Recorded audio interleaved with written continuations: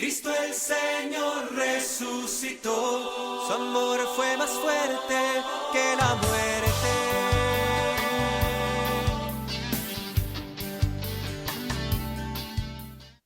Saludos amigos y amigas, gracias por estar nuevamente con nosotros en nuestro coloquio ignaciano streaming en tiempos de coronavirus. Hoy es miércoles ya de esta semana, la cual pues son más de 40 y pico de días de esta cuarentena. Y como les indicaba el pasado programa, lo importante que es en este tiempo, pues más que ya sabemos que estamos cansados, agobiados algunos, ansiosos otros, desesperados otros. Pero es lo que tenemos que estar haciendo. Quédate en casa. No sabemos con certeza lo que está pasando y lamentablemente las agencias, el Estado que debe proveer información, pues hay mucha inseguridad, mucha duda, etcétera. Pero por otro lado, pues aprovechemos este tiempo. Busquemos el lado positivo. Y un elemento, como indicaba ya hace días atrás, es el asunto de este tiempo para ustedes. Buscar ese tiempo de silencio. De veras, el silencio, no porque esté en cuarentena, sino ver el valor del silencio. Como dice el Papa, valorizar la oportunidad que nos ofrece el silencio en este periodo de pandemia, ¿no? Para tener esa capacidad de escucha y mirar uno mismo, ver qué cosa hay que mejorar y tener silencio para escuchar la voz de Dios y ver a dónde te está invitando en este tiempo. Fíjate en el silencio y es una oportunidad para la oración, no ese diálogo con Dios donde nos vamos descubriendo cuál es la voluntad de Dios, descubrir pues esa semilla de inquietud como indicábamos también el pasado lunes a propósito del Evangelio de los discípulos de la Maús y el mismo Papa Francisco destacó esa constante como llamada de buscar a Dios para dialogar, para descubrir a las invitaciones que nos va haciendo especialmente en este tiempo de coronavirus. Y en ese contexto, hoy, curiosamente, he encontrado un artículo que realmente me quedé sorprendido. Y si no fuera que el que escribió es un gran teólogo, José Ignacio González Fausto, un gran teólogo, un buen, pues conocido. Me encontré con él en el 2015 en Barcelona, la última vez, ¿no?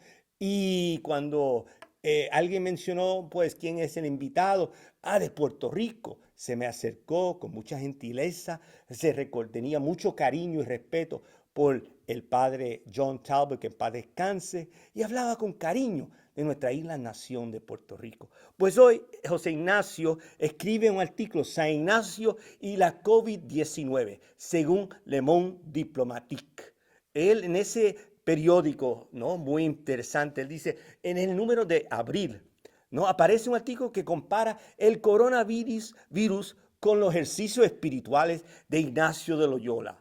Así mismo como oye, hay para todo en este tiempo. El autor menciona González Faust, no es ningún jesuita, sino un exdirector de programas sanitarios del Centro Sur de Ginebra y una persona instruida, conocedor. Y hablar de los ejercicios es en un periódico a la vez tan serio y tan laico, puede que sea la última sorpresa, dice él, de esta pandemia. Precisando más, el autor compara la crisis del COVID-19 con la primera semana de los ejercicios espirituales ignacianos. La primera semana es la más dura, lleva a tomar conciencia del pecado. Y no solo del propio pecado, sino del mal que pulula por todo el mundo y la historia y que de alguna manera nos trasciende. Pero el autor aclara que la primera semana de ejercicio no es un momento para tomar decisiones, sino solo para cobrar conciencia de nuestra realidad, de nuestra situación. Habrá de seguir un tiempo largo de adquisición de valores, de ideales, de modelos de vida y luego 2 días de discernimiento de impulsos para que se pueda tomar una decisión y ya casi acabando los ejercicios.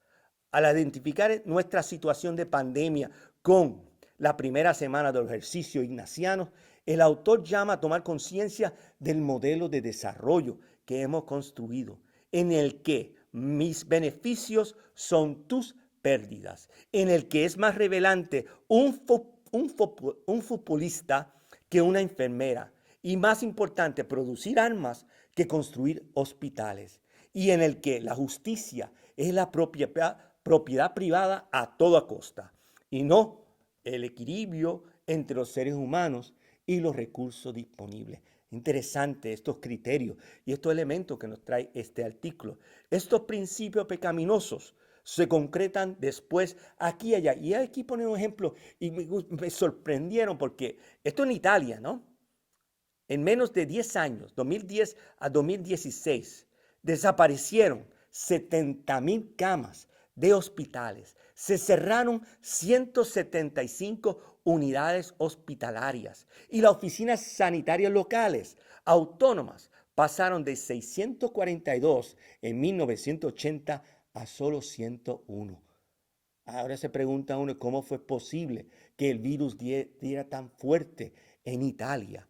Y ahí puso otros datos que cita el artículo, no son únicos, son solo un ejemplo. Por ejemplo, en el Reino Unido, las prestaciones familiares han sido recortadas en un 40%. Gasto público local ha decrecido un 32%. Y por ahí sigue. En Francia hay cifras que van en la misma dirección en la italiana. Ni digamos, mis amigos, amigas, estamos lamentablemente en Puerto Rico en la misma historia. En España podemos recordar la cantidad de personal sanitario que tuvo que emigrar por nuestra ley de reforma laboral. Muchos de ellos, curiosamente, al Reino Unido. Y que ahora tanta falta nos ha hecho en toda Europa. La crisis económica del 2008 se resolvió con austeridad para los más pobres. Y por ahí siguen los datos, mis amigos, y que realmente es sorprendente y devastador.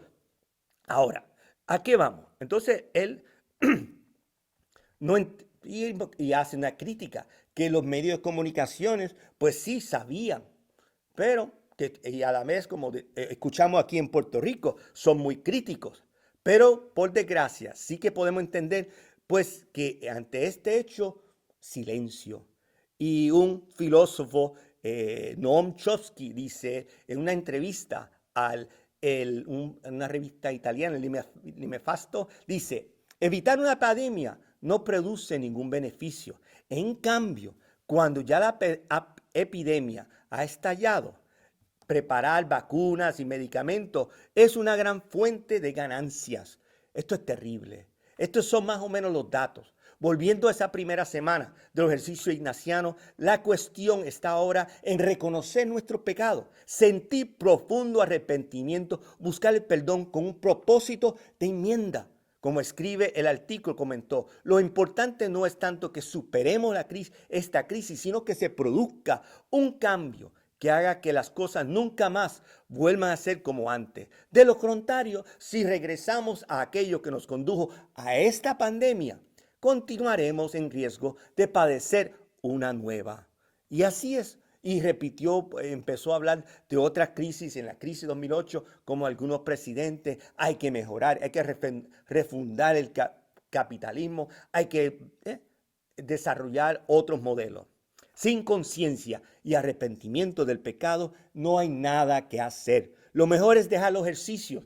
Y como ha dicho ya varios sociólogos en otro aspecto, dice el artículo, seguir bailando tranquilamente sobre la cubierta del Titanic. Y si luego chocamos contra un iceberg, no pensemos que ese infierno es el castigo de algún poder sobrenatural y justiciero, sino que nos los hemos no solo ganado, sino construido nosotros poco a poco.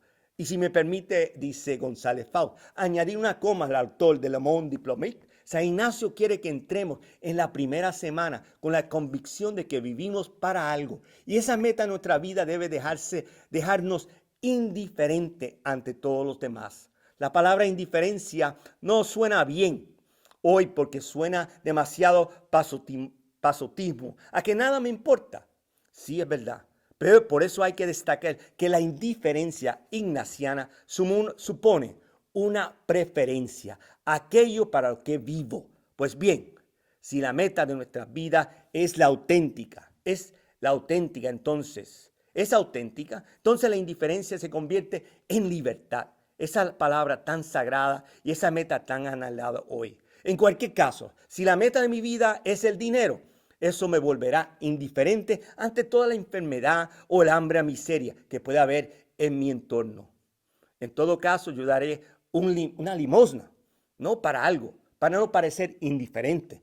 Pero si la meta de mi vida es la fraternidad, eso me hará indiferente. Dicho ahora en lenguaje ignaciano, ante riqueza o sobriedad, honor o deshonor.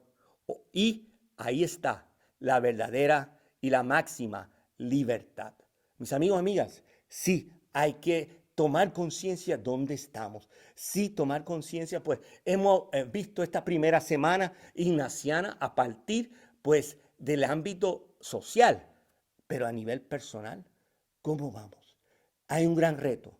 Tenemos que tomar conciencia de de ese pecado, como dice, mira, y conciencia y arrepentimiento.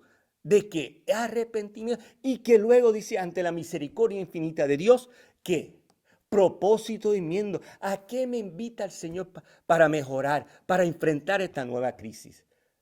Me he alargado un poco, amigos y amigas, porque es un tema muy interesante, ¿no? Esta comparación del coronavirus y esta primera semana, ¿no? De los ejercicios espirituales de San Ignacio. Yo me asusto, ¿no? El amigo que tengo aquí a mi derecha, que siempre me ha acompañado, siempre que lo pongo en los videos, como sobre el hombro, como mirando, oye, Baudilio, ten cuidado lo que estás diciendo. ¿Ah? O aquí el amigo San José, durmiendo, decía, ay, Baudilio, debería dormir más, ponme más papelitos para rezar por ti. Pues sí, hay que pedir mucho. ¿Sí? Pues que el Señor nos conceda, mis amigos y amigas, de que podamos tomar conciencia de nuestras debilidades y fragilidades para así crecer ante la misericordia de Dios que está dispuesto a perdonarnos, a ayudarnos a mejorar. Que el Señor nos conceda esa gracia. Y disculpen hoy que me he alargado un poco más. Si no, echen la culpa a San Ignacio aquí al lado. Bueno, mis amigos y amigas, les dejo con estas palabras. Hasta el próximo programa. Fue más fuerte